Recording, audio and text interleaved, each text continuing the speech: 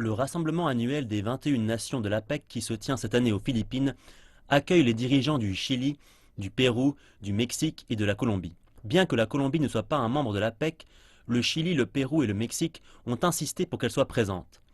L'Amérique latine envoie plus de matières premières en Asie que de produits manufacturiers fabriqués dans la région. Le président mexicain Enrique Peña Nieto dit que son pays souhaite accroître le libre-échange et le développement durable parmi les pays de l'APEC et parmi ceux qui appartiennent à l'Alliance du Pacifique.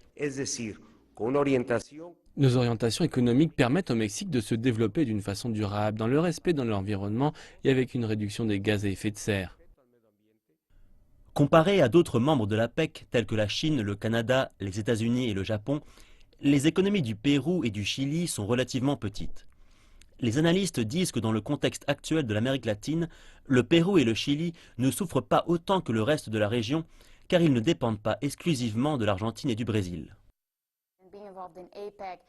Être impliqué dans l'APEC et avoir des relations avec les autres pays de l'APEC en Asie, une région très dynamique qui se développe, c'est évidemment très intéressant pour ces deux pays.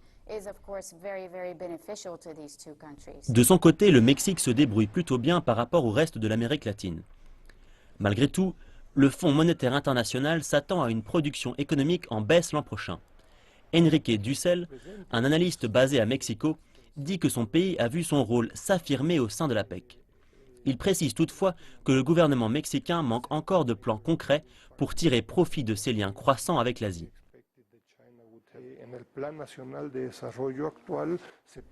Le plan de développement national souligne clairement l'importance de la paix qui constitue un moteur de croissance, de diversification commerciale et de productivité.